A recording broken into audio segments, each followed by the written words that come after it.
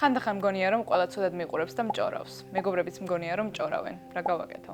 ეს არის ანონიმური წერილების მე-14 ეპიზოდი და ფსიქოლოგი ჯანა ჯავახიშვილი უპასუხებს ჩვენი გამომწერების ანონიმურ წერილებს. ეს ძალიან კაი შეკითხვაა. ბავშვი როდესაც ვითარდება, არის ეგოცენტრული. ანუ გონია რომ სამყარო ტრიალებს მის გარშემო. აი მაგალითად შეიძლება ბებიას წნევა აქვს და პატარა 3 წლის ბიჭი უნდა ფიქრობდეს რომ ბებოს წნევა იმიტომ აქვს რომ მე მისი გაკეთებული კატლეტი არ შევჭამე და ეწყინა.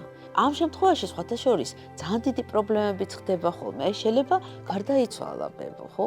და ბავშვი შეიძლება ეგონოს რომ მე ვაწყენინე და იმიტომ გარდაიცვალა, რატო? იმიტომ რომ ბავშვი ეგოცენტრულია, გონია რომ სამყარო მის გარშემო ტრიალებს. მე როცა თანდათანობით ასე ვთქვათ მოზარდები ვხდებით, აი ეს ეგოცენტრულობა გამოყვება ხოლმე ინერციულად და ეს ნორმალურია. სამყარო არ ტრიალებს ჩვენ გარშემო. ყველას არ აინტერესებს რომ ჩვენზე იფიქროს და ილაპარაკოს, არც დადებითი და არც უარყოფითი.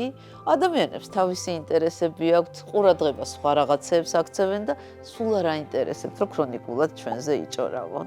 ალბათ დიდად გახდომის პროცესი იმასაც მოიცავს, რომ გავაცნობიეროთ, რომ ჩვენ არა ვართ სამყაროს ცენტრი და არც სხვები არ არის აუცილებელი რომ ქრონიკულად ჩვენზე ლაპარაკობდნენ, ჩვენზე ფიქრობდნენ, კარგად თუ ცუდად არა აქვს ამას მნიშვნელობა. მათ შეიძლება თავისი საწუხარი ჰქონდეთ, თავისი საფიქრალი ჰქონდეთ, თავისი შესაძლებელი ჰქონდეთ, არ არის აუცილებელი რომ ჩვენ ვიყოთ მათ ყურადღების ფოკუსში. იმედია რომ ეს დაეხმარება ჩვენი წერილის ავტორს, რომ არა ვართ სამყაროს ცენტრი. მადლობა დიდი.